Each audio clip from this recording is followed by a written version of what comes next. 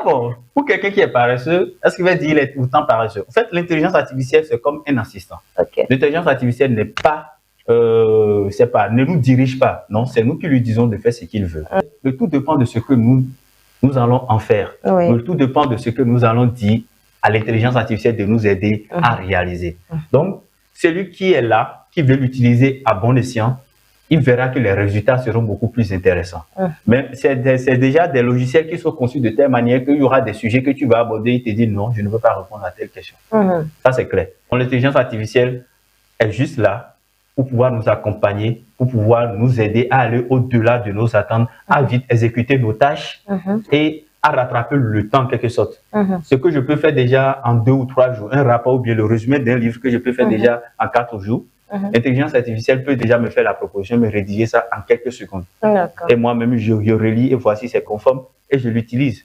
C'est en quelque sorte à cette genre de fin-là qu'il faut utiliser l'intelligence artificielle. Super. Alors, dans ce cas, si vous deviez expliquer, d'accord, puisque vous avez un programme actuellement, si vous deviez expliquer votre programme de e-commerce à un grand-père, quelle est la stratégie que nous allons adopter, que vous allez adopter? Je lui donne un exemple pour qu'il comprenne vite. L'époque où il fallait avoir une boutique physique et payer le loyer, l'électricité pour pouvoir vendre un article, aujourd'hui, tout ça là a changé. Genre, l'Internet, la vente en ligne, l'e-commerce et tout ça viennent tout changer. Juste avec le petit téléphone déjà, nous pouvons avoir accès à tous les articles que nous voulons acheter et nous pouvons juste commander, quelqu'un viendra nous apporter ça à la maison. Donc, le risque qu'on aura, par exemple, en ayant une boutique physique, tout d'abord, vous avez le risque de vous faire, comment dire, les voleurs peuvent venir déjà vider votre boutique.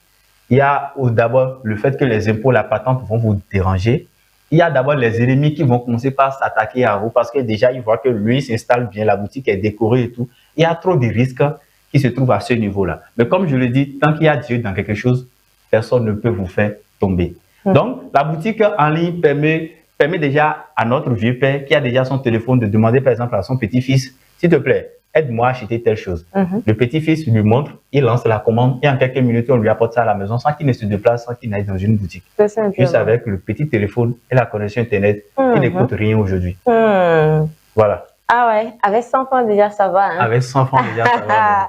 Voilà. Ah là là, quand même parler de grand-père sans parler de jeunes. Hein? Non, justement. Ah, parce que là où nous sommes actuellement, les jeunes sont en train de nous suivre. Hein? Et c'est ceux qui apprécient correctement cette rubrique. Hein? Alors, à présent, nous allons parler de ce que nous sommes en train de voir à l'écran, d'accord, spécial à vacances 2025, sur le thème l'intelligence artificielle.